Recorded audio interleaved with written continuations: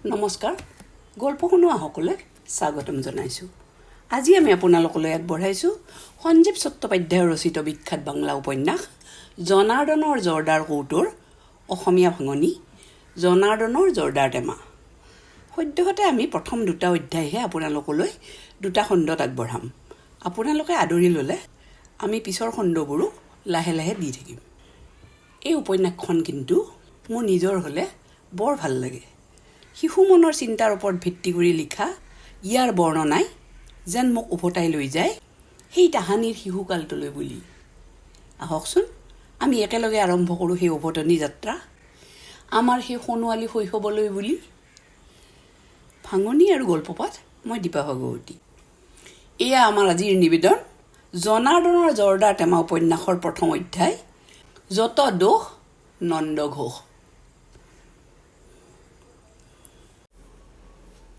যত দোষ নন্দ ঘোষ। কঁকালৰ কাষৰ হাঁচতিখনত হাত থৈ জনাৰ্দনে ক'লে, মোৰ জৰ্দাৰ টেমাটো। মুখত দুখন পাণ ভৰাইছেহে মাত্ৰ, আৰু ঠিক সেই সময়তেই জৰ্দাৰ টেমাই হেৰাই গ'ল। সন্মুখত মস্ত চৌকাৰ জুই, তাৰ ওপৰত মস্ত থালি, যৌথ পৰিয়ালৰ ভাত উতলিছে টকবক কৰি। জনাৰ্দনৰ এখন হাতত হেতা। এই থালিটোৰ সন্মুখত জনাৰ্দনক দেখিলেই মোৰ ভয় লাগে। এনেকুৱা লাগে যেন জনাৰ্দনে ইচ্ছা কৰিলে পূৰা এটা মানুহকেই সেই থালিৰ মাজত পেলাই কাবাব বনাই এৰি দিব পাৰে। অলপ ভাল ৰান্ধে বুলিয়েই মেজাজো তেনেকুৱাই।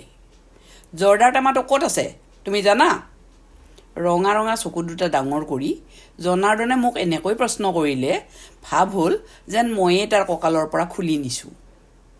ঠিক এই সময়ত মোৰ পাকঘৰত থকাৰ কথা নহয়, পঢ়া কোঠাতেই থকাৰ কথা।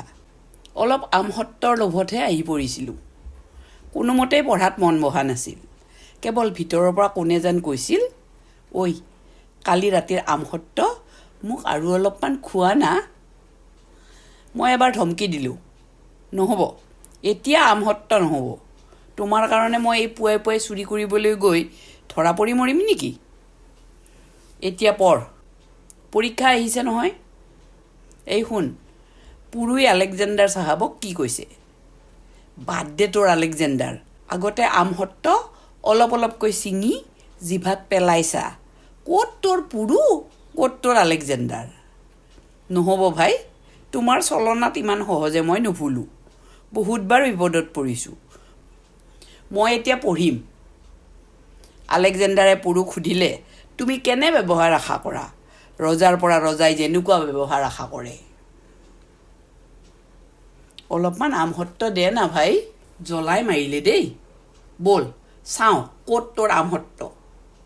ভিতৰৰ মানুহটোৰ তাগিদাত পৰি শেষত আহিবই লগা হ'ল, আৰু আহিয়েই হ'ল বিপদ।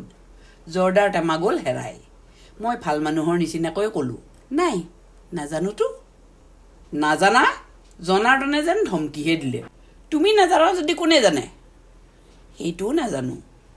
এটা চকচকীয়া ইমানকণ টেমাৰ ওপৰত তোমাৰ লোভ নাছিল নে? অলপ ভয় খালোঁ। সঁচা কথা ক'বলৈ গ'লে হয় বুলি ক'ব লাগে।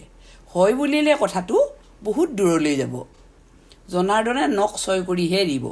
প্ৰমাণ কৰিব যে মোৰ লোভ আছিল, সেই লোভৰ পৰাই মোৰ পাবৰ ইচ্ছা হৈছিল, সেই ইচ্ছাৰ পৰাই জৰ্দাৰ টেমাটো মোৰ হাতত আহিছিল। ঘৰৰ মানুহেতো মানিবই, জনাৰ্দনৰ কথা জজে পৰ্যন্ত মানিব। বহুত সৰু সুৰা ক্ষেত্ৰত মোৰ লোভ আৰু সেই সংক্ৰান্ত পাপ কৰ্মৰ কথা চবেই জানে। দাগী আছামী হৈ গৈছোঁ একেবাৰে। জনাৰ্দনৰ এফালৰ গালখন মুখত সোমাই দিয়া দুইখিলি পানেৰে ফুলি আছে। সেই অৱস্থাতে মস্ত হেতাখন থালিত ভৰাই ভাত লৰাই লৰাই ক'লে, টেমাটো উলিয়াই দিয়া কণমইনা, নহ'লে কিন্তু মনত আছেতো সেই মোৰ পইচাৰ বেগ হেৰুৱা কথা। সেই বেগ, আকৌ সেই পইচাৰ বেগ, কিমান দিন আগৰ কথা। তেতিয়াতো মই নাক কাণ মলি সকলোৰে আগতেই স্বীকাৰ কৰিছিলোঁ তেনেকুৱা কাম আৰু নকৰোঁ বুলি। আকৌ সেই বেগৰ কথা আহিছে কেনেকৈ? যাৰে যি বস্তুৱে হেৰাব চবেই কি মোৰ দোষ? বৰ মজা পাইছে দেখোন। জনাৰ্দন দা, তুমি বিশ্বাস কৰা, মই সঁচাই তোমাৰ জৰ্দাৰ টেমা নিয়া নাই। যদি নিয়াই নাই তেনেহ'লে তুমি মোৰ পিছফালে থিয় হৈ কি চাবলৈ আহিছিলা? শুনোচোন বোপাই, তুমি চাইছিলা মই গম পাইছোঁ নে নাই, হয়নে নহয়? বাহ, কি সুন্দৰ যুক্তি। আহিলোঁ অকণমান আমসত্ব চুৰ কৰিবলৈ আৰু পৰি গ'লোঁ জনাৰ্দনৰ জৰ্দাৰ টেমা চুৰিৰ অপৰাধত। গোসাঁই ঘৰৰ পৰা পূজা সমাপ্ত কৰি মা ইতিমধ্যে পাকঘৰলৈ নামি আহিছে। 20জন মানুহৰ ৰন্ধা বঢ়া, তাতে ৰবিবাৰ। ডাঙৰ এটা ৰৌ মাছ মজিয়াত বাগৰি পৰি আছে। মানুহ কাটিব পৰাৰ নিচিনা ডাঙৰ ময়দা এখন মাছটোৰ কোলাত মূৰ থৈ শুই আছে। মুখ্যদা আহিলেই কটা বচা আৰম্ভ হৈ যাব। এটা চুকত এডাল গছ থিয় কৰি থোৱা আছে, কাটোৱাৰ ডেংগু। তলত বহি আছে মস্ত ডাঙৰ এটা গোটা কোমোৰা। ৰবিবাৰৰ বিশেষ খোৱাৰ বিশেষ আয়োজন। মায়ে প্ৰশ্ন কৰিলে, কিয় জনাৰ্দন, ভাত নমোৱা হৈছেনে নাই? কেনেকৈ নামিব মা? কি কেনেকৈ নামিব? যেনেকৈ নমাওঁ তেনেকৈ। মুখত অকণমান জৰ্দা নিদিলে থালিটো দাঙিম কেনেকৈ মা? তেন্তে মুখত অকণমান জৰ্দা দে বোপাই, তোকনো কোনে দিবলৈ মানা কৰিছে? টেমাটোৱে মাৰি দিছে, জৰ্দা পাম ক'ত? কোনে মাৰিছে? কোন হ'ব আৰু? মোৰ পইচাৰ বেগ যেয়ে মাৰিছিল সেইকণ মই নাই। মায়ে এইবাৰ মোক ক'বলৈ ধৰিলে, দে অ বাবা, টেমাটো বাহিৰ কৰি দে। জৰ্দা মুখত নিদিলে জনাৰ্দনে থালিটো নমাব নোৱাৰে। জানই দেখোন, ভাত বেছিকৈ সিজি গ'লে তোৰ দেউতাৰে আকৌ খাবই নোৱাৰিব, কুৰুক্ষেত্ৰ হৈ যাব। বিশ্বাস কৰা মা, মই লুকাই থোৱা নাই। পুৱাই পুৱাই তেন্তে পাকঘৰত সোমাই ঘূৰি আছ কিয়? নিশ্চয় কিবা এটা মতলব আছে। মায়ে অলপ খঙেৰেই ক'লে, মই সঁচা কথাই কওঁ মা, অকণমান আমসত্ব চুৰি কৰিবলৈ আহিছিলোঁ। আমসত্ব? তোৰ প্ৰতাপত কি একোৱেই ৰাখিবৰ উপায় নাই নেকি? ঐ, চুৰি কৰিব আহিছিলোঁ বুলিহে কৈছোঁ, চুৰি এতিয়াও কৰা নাই নহয়। এইখন ঘৰত দেখিছোঁ সঁচা কথাৰ কোনো দামেই নাই। বাহ, এনে আমাৰ সত্যবাদী যুধিষ্ঠিৰজন। ঐ মা, তুমি জৰ্জ ৱাশ্বিংটনৰ নাম শুনিছা? সেইজন আকৌ কোন? কোনোবা চাহাব চাগে। সেইবোৰ চাহাব তাহাবৰ নাম মই শুনা নাই, নাজানো, চিনিও নাপাওঁ। তেওঁৰ লগত আমাৰ কি সম্পৰ্ক? আছে আছে। মায়ে মোৰ কথাত কাণ নিদি আচলৰ গাঁঠি খুলি টকা এটা বাহিৰ কৰি জনাৰ্দনৰ হাতত দি ক'লে, পিছত এটা টেমা তই কিনি ল'বি বোপাই, এতিয়া ভাতখিনি নমা। চৌ মাৰি টকাটো হাতৰ পৰা লৈয়ে যেন জনাৰ্দনৰ শৰীৰত অসুৰৰ বলহে আহি গ'ল। জয় জগন্নাথ বুলি প্ৰকাণ্ড থালিটো জুইৰ পৰা নমাই নৰ্দমাৰ কাষলৈ লৈ গৈ ডুম কৰি পেলাই দিলে। কম বদমাছ নেকি? মই তাক হাৰে হাৰে চিনি পাওঁ, সেইবাবেইতো তোমাৰ জৰ্দাৰ টেমাটো সদায় হেৰাই যায় নহয়নে? জগতখনেই দেখিছোঁ স্বাৰ্থপৰৰ। মই চিলা কিনিবলৈ বুলি 4 অনা বিচাৰিলে হ'লে মাৰ হাতৰ পৰা পইচা নোলায়, আৰু জনাৰ্দনে যিহেতু ভাতৰ লেঠা চম্ভালিব পাৰে, সেইকাৰণে এনেকৈ মাৰ আচলৰ পৰা পাখি মেলি টকা উৰি আহে। শুনা মা, মোৰ এতিয়া একো শুনাৰ সময় নাই। তুমি শুনিবই লাগিব মা, জৰ্জ ৱাশ্বিংটনৰ গল্পটো মই তোমাক শুনামেই। শিশু ৱাশ্বিংটনে এদিন দেউতাকৰ ফুলৰ বাগিচাত হাতত তৰোৱাল লৈ ঘূৰি আছিল। এবাৰ এইডাল গছত, এবাৰ সেইডাল গছত কোব মাৰি ধাৰ পৰীক্ষা কৰিছে। বাগিচাৰ চবতকৈ দামী গছডাল এনেকৈ কচুকটা হৈ গ'ল। মৰমৰ গছডালৰ অৱস্থা দেখি ৱাশ্বিংটনৰ দেউতাকৰ বিৰাট খং উঠিল। কোনে কৰিলে ইমান ডাঙৰ কাণ্ড? অপৰাধীয়ে শাস্তি পাবই লাগিব, কোনো ক্ষমা নাই। সকলো ভয়ত কঁপি আছে। শিশু ৱাশ্বিংটনে নিৰ্ভয়ে আগুৱাই আহি ক'লে, মই কৰিছোঁ, তৰোৱালৰ ধাৰ পৰীক্ষা কৰিছিলোঁ। বাছ, সত্যবাদীৰ 7 খুণ মাপ। ইয়াকে কয় সত্যবাদিতাৰ পুৰস্কাৰ, বুইছা মা? জীৱনত তই কেইটা সঁচা কথা কৈ পাইছ? শুনোচোন, মইতো সকলো সময়তে সঁচা কথাই কোৱাৰ চেষ্টা কৰোঁ। তোমালোকেহে ভাবা মই মিছা কথা কোৱা বুলি। মোৰ গাখীৰ ক'ত বোৱাৰী? এই বুলি ককাই আহি পাকঘৰত ভুমুকি মাৰিলেহি। পিন্ধনত ঢকঢককৈ বগা, ডাঙৰ কোলাপাৰীৰ ধুতি, গোল ডিঙিৰ দীঘল হাতৰ গেঞ্জি। আজি অলপ দেৰি হৈ গ'ল দেউতা, মায়ে বেছ মিহিকৈ উত্তৰ দিলে। ককাৰ আকৌ চব নিয়মত বন্ধা। এই বয়সতো একেবাৰে সুন্দৰ চেহেৰা, উজ্জ্বল গাৰ ৰং, এতিয়াও সদায় কোৰ্টলৈ যায়। ককাই অকণমান হাঁহি ক'লে, তোমাৰতো কোনোদিনেই পলম নহয় আই। এই বুলি কৈয়ে ককাই জনাৰ্দনক উদ্দেশ্য কৰি মাত লগালে উৰিয়া ভাষাত, কিয় জনাৰ্দন, ভাত হৈছেনে? মায়ে চচপেনত গাখীৰ ঢালি ঢালি ক'লে, সেই বদমাছটোৰ কাৰণে আজি চব গণ্ডগোল হৈ গ'ল। মায়ে এনেকৈ চিধা চিধি মোক বদমাছ বুলি কোৱা কাৰণে মোৰ মনটো ভীষণ বেয়া লাগি গ'ল। ককাই মোৰ এখন হাতত জোৰকৈ মুঠি মাৰি ধৰি সুধিলে, কি কৰিছ ল'ৰা? কি আৰু কৰিব, পকা চোৰ হৈ উঠিছে। মই কিবা কোৱাৰ আগতেই মায়ে কৈ উঠিল, সেইটো আকৌ কি? এই বয়সতেই পকাচোৰ, আৰু অলপ ডাঙৰ হ'লেতো ডকাইতি কৰিবি। তেতিয়াতো এই বুঢ়াটোৱে কোৰ্টত গৈ তোৰ হৈ থিয় হ'ব লাগিব। তাৰ হৈ একো নকৰিব দেউতা, কিছুদিন জেলত পচিলে যদি তাৰ শিক্ষা হয়। মায়ে জুইৰ ওপৰত গাখীৰ তুলি তুলি এনেদৰে কথাটো ক'লে যেন সঁচাকৈয়ে মই চুৰি এৰি ডকাইতি কৰিম, অথচ মই চোৰো নহয়, ডকাইতো নহয়। ককাই আঙুলিৰে মোৰ থুতৰিটো দাঙি ধৰি সুধিলে, কি চুৰি কৰিছা ডেকা ল'ৰা? উত্তৰটো আৰু মই দিব লগা নহ'লেই। মায়ে কৈ উঠিল, জনাৰ্দনৰ জৰ্দাৰ টেমা। জৰ্দাৰ টেমা? ককাই হাঁহ হাঁহকৈ হাঁহি উঠিল।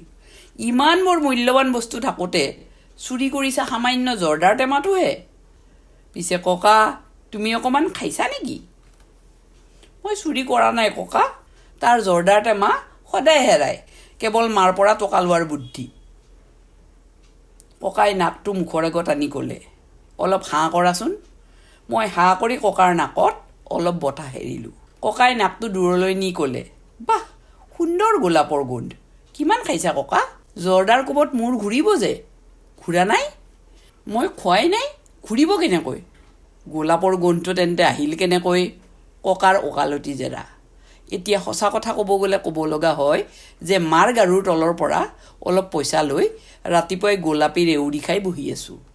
কিন্তু ক'লেইতো মায়ে ক'ব চোৰ, অথচ মাকৰ পইচা মানে এইটো ল'ৰাৰেই পইচা। তাতকৈ একো উত্তৰ নিদি সুৰ সুৰকৈ পঢ়া কোঠাৰ পিনে গুচি যোৱাই ভাল। গৈ থাকোঁতে শুনা পালোঁ ককাই কৈছে, দুপৰীয়া খোৱাৰ পিছত মোকো অলপ ভাগ দিবা দেই ককা। কিহৰ ভাগ? দেউতাৰ মাত। চাদৰ কোঠাৰ পৰা ব্যায়াম কৰি দেউতা চিৰিৰে নামি আহিছিল। সেয়া আমাৰ ককা নাতিৰ মাজৰ কথা। ককাই দেউতাৰ খং জানে, গতিকে কথাটো লুকাবৰ চেষ্টা কৰিলে। কিন্তু দেউতাৰ ওচৰত ইমান সহজে জানো কিবা কথা লুকুৱাব পাৰি? খুৰাই প্ৰশ্ন কৰিলে। নাই নাই, মই বহুত সময় ধৰি চাদৰ পৰা শুনিছোঁ পাকঘৰত হুলস্থুল হৈছে। তাৰোপৰি এই ৰাতিপুৱাই পঢ়া ল'ৰা পাকঘৰত কিয় ঘূৰি আছেহি? ককাই ক'লে, তাৰ অকণমান গাখীৰ খাবলৈ মন গৈছিল। গাখীৰ? দেউতাই এইবাৰ হাঁহি দিলে। জন্মৰে পৰা যাৰ গাখীৰৰ সৈতে অহিনুকুল সম্পৰ্ক, সি আজি হঠাৎ নিজে গাখীৰ খাবলৈ আহিছে। আজিৰ বাৰ আৰু সময়টো তেন্তে লিখি ৰাখিব লাগিব। দেউতাই আৰু কথা নবঢ়াই নিজৰ কামত গুচি গ'ল। মই আকৌ আলেকজেণ্ডাৰৰ কেম্পত ঘূৰি আহিলোঁ। পুৰুৱে বুকু ফুলাই থিয় হৈ আছে। পৰাজিত হৈও পৰাজয় স্বীকাৰ কৰা নাই। যি হওক, পুৰুক চম্ভালিব পৰা গৈছে। ৰজাই ৰজাক সন্মান দিছে। পুৰুৱে ঘূৰি আহি তাৰ নিজৰ শিবিৰত শিৰ উচ্চ কৰি ঘূৰি ফুৰিছে। এটা সমস্যা সমাধান হ'ল। এতিয়া সন্মুখত আৰু এটা ডাঙৰ সমস্যা, সেই ফুটা চৌবাচ্চা। এফালেৰে যেই পানী সোমাইছে আৰু এফালেৰে অলপ অলপকৈ ওলাই গৈছে। এই ফুটা চৌবাচ্চা ভৰ্তি কৰা কি মানুহৰ কৰ্ম? পৰা হ'লেতো মই চিমেণ্ট দি এটা ফুটা বন্ধ কৰি দিলোঁহেঁতেন, মনে মনে ভাবোঁ। কিন্তু যেতিয়া সেই উপায় নাই, তেতিয়া ভৰ্তিটো কৰিবই লাগিব। প্ৰাণটো পুনৰ ব্যাকুল হৈ উঠিল। জিভাত এতিয়াই এই মুহূৰ্ততে সুস্বাদু কিবা অলপ দিয়া দৰকাৰ। হয় চানাচুৰ, নহ'লে মাৰ কোঠাৰ একৰ ওপৰত তুলি থোৱা কেইচামুচমান বঢ়িয়া মুৰাব্বা। এই হৃদয়হীনবোৰৰ ঘৰত যে একোৱেই নাপাওঁ জানো। সেই ব্ৰহ্মপুৱাতে লুচি আৰু আলু ভাজি দি গৈছে পঢ়া কোঠাতেই। আকৌ সেই 1 বজাতহে কিবা অলপ পোৱা যাব। আনাৰসৰ চাটনি বনাব নেকি বাৰু? বনাব যেন লাগিছে। এবাৰ খবৰটো ল'ব পাৰিলে মনটো শান্ত হ'লহেঁতেন। যাবৰ উপায় নাই, যত চব এই জনাৰ্দনৰ জৰ্দাৰ টেমাটোৰ প্ৰতাপত। ইফালে অংকটোৰ উত্তৰটো মিলা নাই, উদাহৰণতো কৰি দিয়া নাই। ছাৰে সদায় কয় মোৰ দৰে ফাঁকিবাজ বোলে ভূভাৰষ্টত দ্বিতীয়টো জন্মাই নাই। কিন্তু অংকৰ কিতাপ যিবোৰে লিখে সিহঁতৰ সমান ফাঁকিবাজ আৰু কেইজন আছে? সহজ অংক 1 বা 2টা কৰি দিব উদাহৰণ হিচাপে, আৰু টান টানবিলাক কৰিম আমি।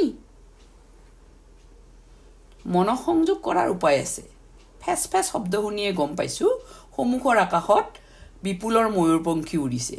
উৰাব যদি নাজানই, উৰুৱাব যাওঁনো কিয়? মই চৌবাচ্চা ভৰ্তি কৰি আছোঁ আৰু তুমি সন্মুখত ছাদত চিলা উৰাবা? এই হ'ল জগতৰ নিয়ম। কিয়?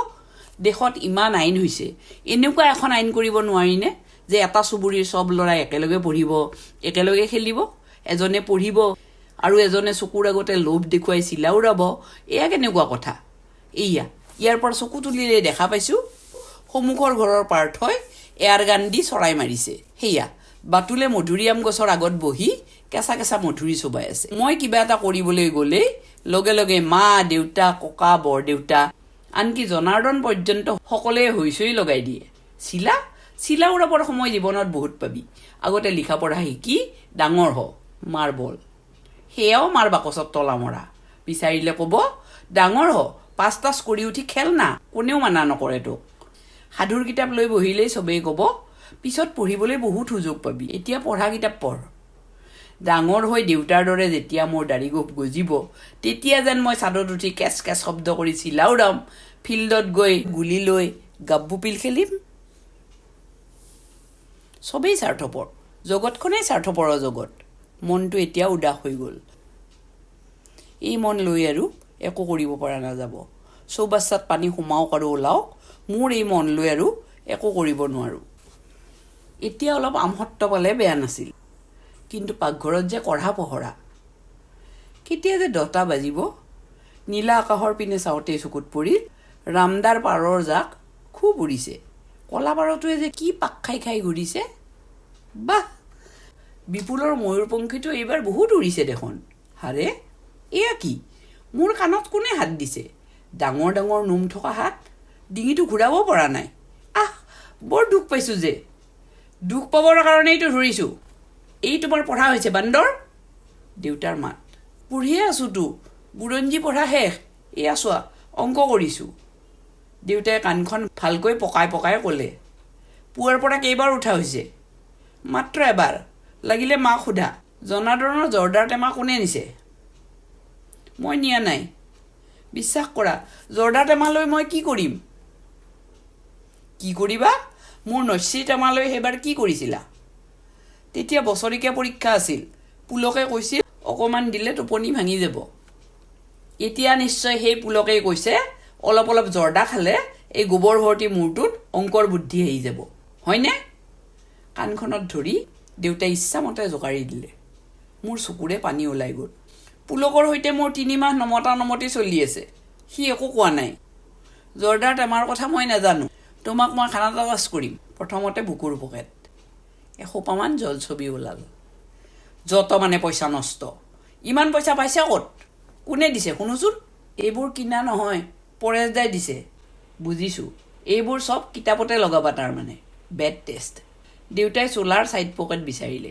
মোৰ কোনো এটা চোলাৰে ছাইড পকেট নাই পেণ্টৰ এটা পকেটত হাত ভৰাবলৈ চালে ইমান ডাঙৰ হাত সোমাব কেনেকৈ পুৰণি পেণ্ট পৰপৰকৈ চিলাই এৰি গ'ল দেউতাই তেতিয়া 2টা আঙুলি কেঁচিৰ দৰে কৰি সোমাই দিলে বাওঁ পকেটৰ পৰা এটা খাই শেষ কৰা চকলেটৰ কাগজ ওলাল এইটো কি দিনে কেইটাকৈ চলিছে এইবাৰ দাঁতবোৰ খাব ক্ৰিমি হ'ব এনেই এই জেংঘৰিহেন চেহেৰা কোনে তোমাৰ এই সৰ্বনাশ কৰিছে ইয়াৰ এটা ব্যৱস্থা কৰিব লাগিব অইন এটা পকেটৰ পৰা এটা খালী জুইশলাৰ বাকচ বাহিৰ হ'ল এইটো কি বস্তু চিগাৰেট টনাও আৰম্ভ হৈছে তাৰমানে বাহ এয়াইতো হ'ব লাগে উন্নতিৰ শেষ সীমা পাইছা লায়ক হৈছা দেখিছোঁ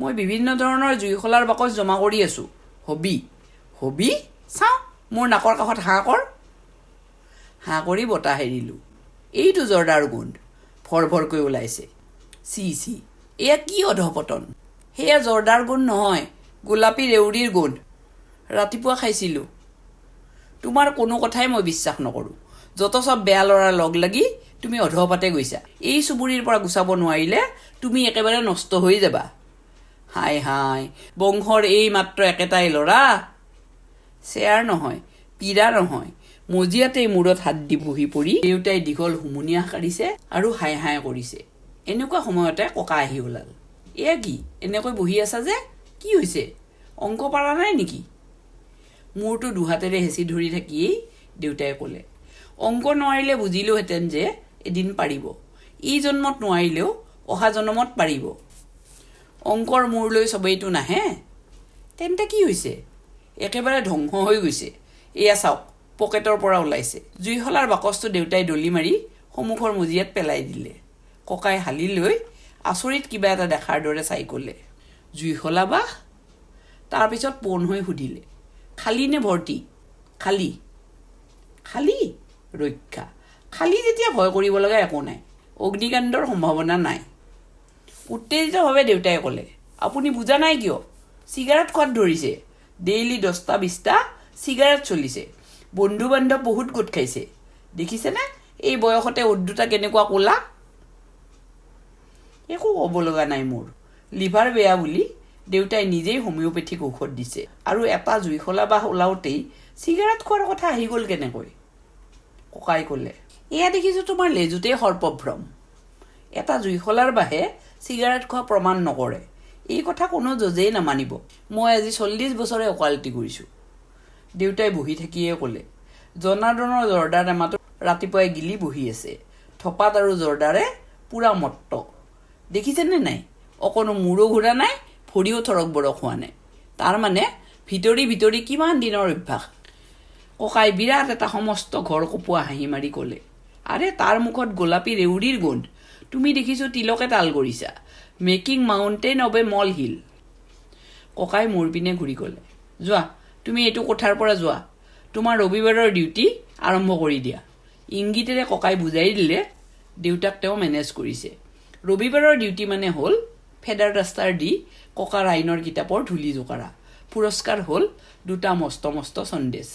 ধূলি জোকাৰাৰ সময়ত এটা সন্দেশ। খোৱা কথাত ইখনৰ পিছত সিখন আসন পৰিছে। দেউতাৰ বিপৰীত পিনে মই বহিছোঁ। দেউতাৰ মুখ অসম্ভৱ গম্ভীৰ। জনাৰ্দনে হেতাৰে ভাত দি গ'ল। মা আহিল ঘিউৰ বাতি লৈ। কেইবা প্ৰকাৰ ভাজি বনাইছে। ককাই দেউতাৰ পিনে চাই ক'লে, তোমাৰ দেখিছোঁ মেঘ এতিয়াও যোৱাই নাই।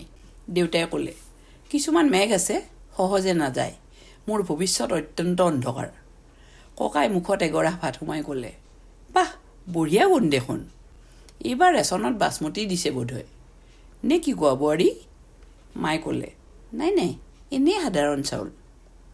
দেউতাই ক'লে, গুণটো হ'লে ভাল। ককা আকৌ জনাৰ্দনৰ ৰন্ধনৰ বিৰাট ভক্ত। ককাই ক'লে, এয়া জনাৰ্দনৰ হাতৰ গুণ। ভাতৰ ওপৰত হেতা হেতা দালি পৰিল।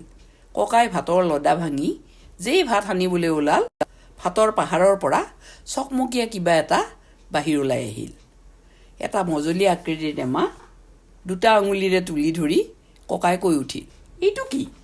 জাফৰানী পাতি জৰ্দা, ডাঙৰ ডাঙৰকৈ লিখা। এইটো দেখোন জনাৰ্দনৰ জৰ্দাৰ টেমা। দেউতাই অবাক হৈ চাই ৰ'ল। টেমাটো ককাই দুহাতেৰে খুলি পেলালে। সিদ্ধ জৰ্দাৰ গোন্ধেৰে ঘৰ ভৰি গ'ল। ভাতৰ গোন্ধৰ ৰহস্য এইবাৰ ধৰা পৰিল। ককাই মাতিলে, জনাৰ্দন মাছ লৈ সোমালহি। ভাতত এইটো কি দিছ?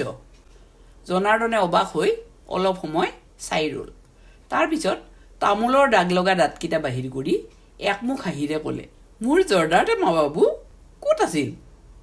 দূৰ বেটা, জৰ্দা ভাতত দিছ ভূত কৰবাৰ। ৰহ অকণমান খাই চাওঁ। ককাই অকণমান মুখত দিলে। বাহ গ্ৰেণ্ড, তোৰ বুদ্ধি আছে অ' জনাৰ্দন। তই ৰেচনৰ পচা চাউলক বাচমতি বনাইহে এৰিলি। দেউতাই মোৰ পিনে চাই ক'লে, তোমাক মই সন্দেহ কৰিছিলোঁ। ৰাতিপুৱা মই তোমাক বহুত ঠাট্টা বিদ্ৰূপ কৰিছোঁ। মই দুখিত, ক্ষমা কৰিবা। খোৱা শেষ হ'লত ককাই ক'লে, হাত মুখ ধুই আহি দেউতাৰাক সেৱা কৰা। মই আসন এৰি উঠিলোঁ। গোটেই ঘৰটো যেন বওঁ কৰি ঘূৰি গ'ল। এনে লাগিল যেন দেউতা ককা ঘূৰি মোৰ ঠাইত গুচি আহিছে। তাৰপিছত আৰু মোৰ একো মনত নাই। অস্পষ্টভাৱে শুনিলোঁ বহু দূৰৰ পৰা কোনে যেন কৈছে, ভাতৰ থালিটো ডাঙৰ হ'লে কি হ'ব? টেমাটোওতো কম ডাঙৰ নহয়। সেইবাবে ইমান সোপা জৰ্দাৰ ৰস ভাতৰ সৈতে মিহলি হৈছে। সেইকাৰণে তাৰ মূৰ ঘূৰি গৈছে। প্ৰথম খণ্ডটোৰ আমি ইমানতে সামৰণি মাৰিছোঁ। দ্বিতীয় খণ্ডটো আমি যিমান পাৰোঁ সোনকালে আপোনালোকৰ ওচৰলৈ লৈ আনিবলৈ যত্ন কৰিম। ধন্যবাদ।